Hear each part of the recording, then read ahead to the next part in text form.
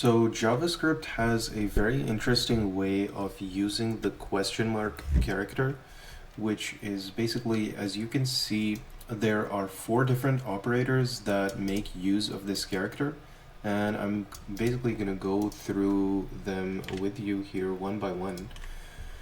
I've got a Node.js prompt open here, and obviously it can interpret JavaScript, so what I'm going to do here is I'm going to define a new variable a, which I'm going to assign the value 6, and I'm going to define another value, or another variable b, which I want to basically conditionally assign a value to b.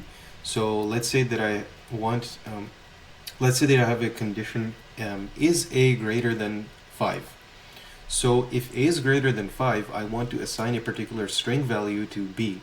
But if a is not greater than 5, I want to assign a different string value to b. So what I'm going to show you how to do that basically here. It's not that complicated actually. So traditionally what we would do is we would say b is equal to, let's say, an empty string, and we would say if a is greater than 5, and we were to do, yeah, and basically if this condition is true, we're going to say b is equal to this string value greater than 5, and else, otherwise, if a is not greater, oh yeah, I made a mistake here, I forgot the closing brace here, so else, in the other case, we will say less than 5. Close the bracket, and so you can see here now that b holds this value, this string value greater than 5, and it took us like 5 lines plus this first assignment line, 6 lines to just assign a conditionally assign a value to a new variable b.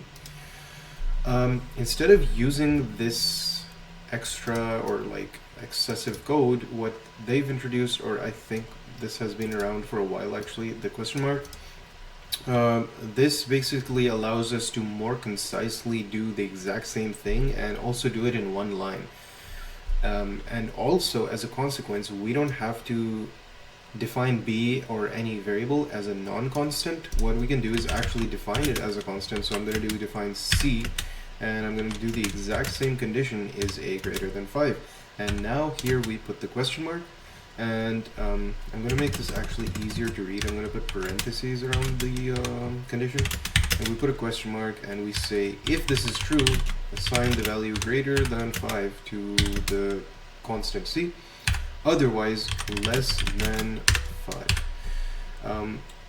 And so you'll notice here that this is the question mark operator, the conditional operator, okay? And if the condition is true, we use this as the value for the variable. Otherwise, we place a colon here, and we say use this value if the condition is false. This can actually also be used for return values from functions. So instead of const c equals, you could say just like return this condition, and if this condition is true, we would return the first value, and if the condition is false, we would return the second value. So pretty straightforward. And if I print c here, you can see that it is equal to this string greater than 5. Very concise way of writing if-else statements, or a shorthand, if you will. Next is the optional chaining operator, which is question mark and then a dot. So a dot normally is used for accessing object properties. So let's say I'm going to define an object here called my object, which has 2 properties, a1 and b2. So a is equal to the number 1 and b is equal to the number 2. And what I'm going to do here is I'm going to access the property a on the object, and I'm going to say my object.a, which allows us to access the value pretty much like similar to a variable. We get the value back. Similarly for b, we'd get, but let's say that there are a lot of situations when you're coding in JavaScript where sometimes if you access a property on an object which doesn't exist, you basically get undefined, as you can see here. And Let's say that not only are we assuming that a property C exists on my object, which it doesn't, we are also assuming that C is an object itself, so an object inside an object, and it has a property called D. Now the interesting thing, which is also a situation that happens a lot when you are writing vanilla JS code, or if you have a big code base or something, a big project. So what happens here is that we get a type error. So because C does not exist inside my object, we can never, it's not possible for us to read D because C is undefined. And that's why we get this error.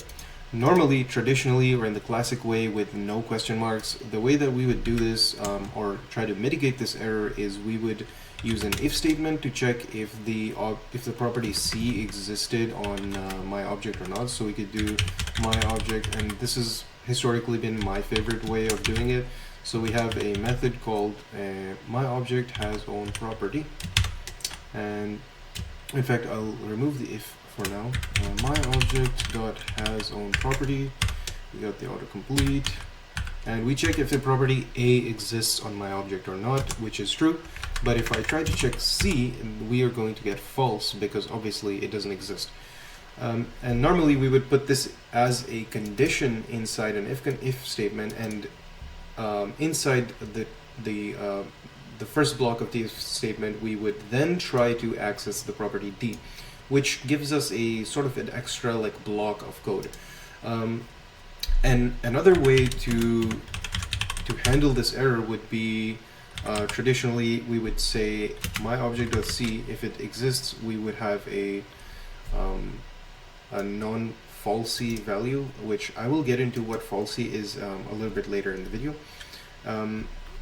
Basically, if C exists, we then proceed to access D, and we get undefined. And this is because C does not exist, so we straight up just return undefined, and JavaScript will never process the next part because this turned out to not be true, and we just get this value back, which is undefined. Now, the better way to do it will be using the optional chaining, which we are obviously discussing in this part.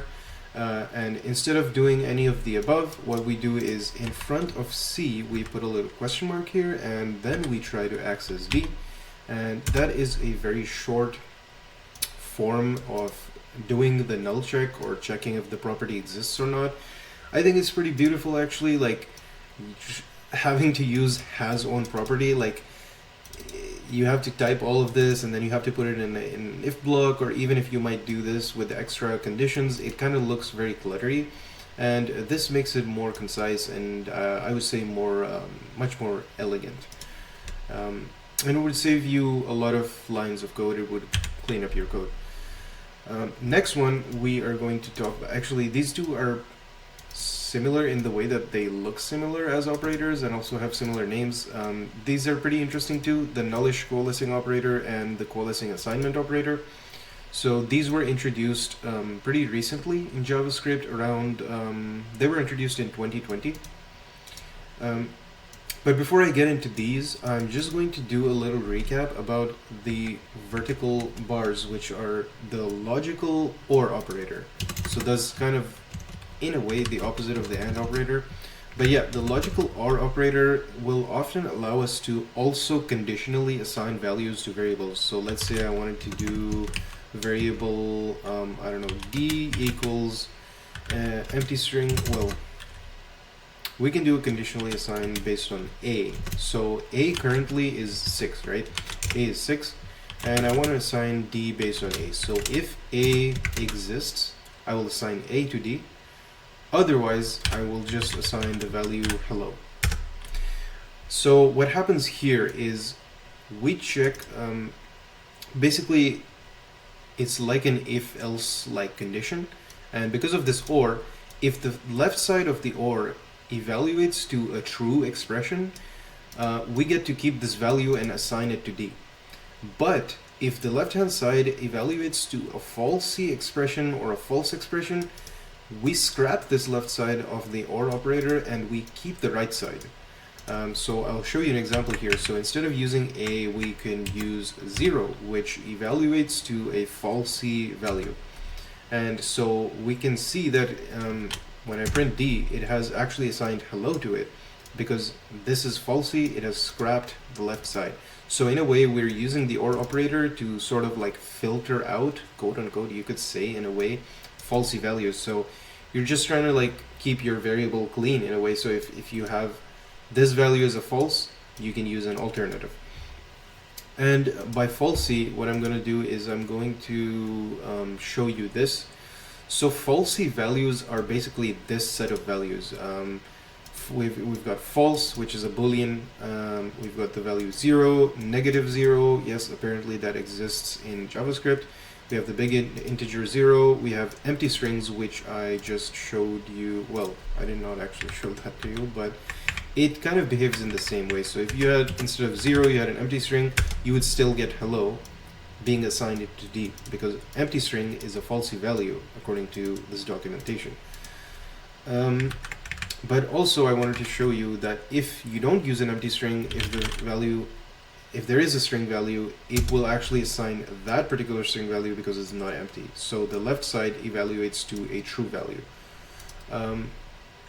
And yeah, basically, so this is the OR operator, and the way that this is different from this double question mark, which is the nullish coalescing operator, is that say that we try to do this exact thing. We try to assign D with either an empty string or hello, but instead of the OR operator in between, we use the double question mark, aka the nullish coalescing operator.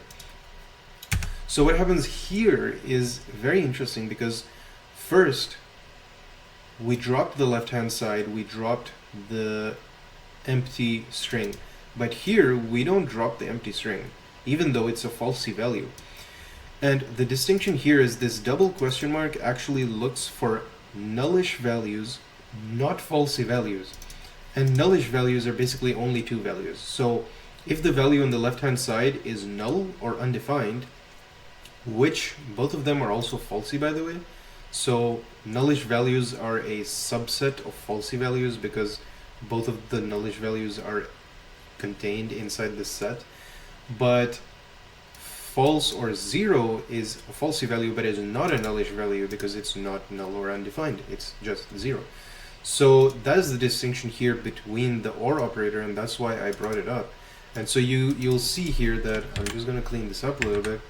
You'll see here that if you use the empty string, it will not scrap the left side because it's not nullish. But if you use null, you get hello, because null is a nullish value, as is undefined. You could use undefined here and it would scrap the left side and it would keep hello. So that is the way to use this double question mark or the nullish coalescing operator. To be honest, in my personal opinion, I don't see this being used a ton because the OR operator, or maybe I don't know all the situations where people use this. Anyway, so that was the nullish coalescing operator. The last one is the nullish coalescing assignment, which is also a double question mark operator with an assignment in front of it, and this relates to objects. So what we're going to do is we're going to go back to my object, and as you can see, it still has two properties, A and B, with values 1 and 2, or you could say key value pairs, same thing. But let's try to now assign a value to C, but instead of, so let's say I'm going to assign a value C hello, and well, I'm not going to press enter right now because every time you run this, it's going to either create the property C or it's going to overwrite it. So actually, I'll just go ahead and run it. So we have, if I print my object C, we have a new property which is hello. And if I run that line again with a different value, say world, it will actually overwrite the property. So if you had previous data, which was C hello, you could mistakenly overwrite that with a new value. So the same property C could be overwritten. And one way that you could prevent that is by using the nullish coalescing assignment. So what we can do, instead of running that exact same line, I'm going to change this back to hello so we notice a difference. Well, there's not going to be any difference actually. We can use the nullish coalescing assignment here with the double question mark and the equal sign. And if I run this right now, it will basically check if C exists on the object or not. And if it does exist, it will leave it untouched. But if it doesn't exist, then we will assign the value hello to it. So let's run this and let's see what we get. So it never actually assigned the value hello, because here with the question marks, we did a quick check and C does exist, so we leave it untouched. I'm going to do just one more example to actually demonstrate this in a more clear way. So let's do my object 2 equals, I'm just going to keep it simple. I'm going to say a equal 1 and that's it. So let's say that we wanted to check if B exists, and if it doesn't exist, we assign the value hello. So now my object 2 looks like this basically. If I run that line again and I say, I don't know, ... we try to assign something else, this will not work because of the question marks, because they check whether B exists or not. And if it does exist, it will just leave the object alone. We can print the object again, and the property B does not get updated. And that is what this operator can be used for. Pretty interesting, pretty quirky, I would say, but my favorite probably is the optional chaining. And a close second would be the conditional operator, just because I've used it so much. And I think those two are pretty elegant operators. It's interesting to see that maybe JavaScript might come up with even more operators that use the question mark, but let's see how that goes. If you have any questions about this, leave your questions in the leave your question marks in the comments down below. I would love to hear your thoughts if you have any about this. If you have if you're curious about other JavaScript topics, I would love to consider those, and I would love to turn those into videos as well. Drop down a comment with your thoughts below.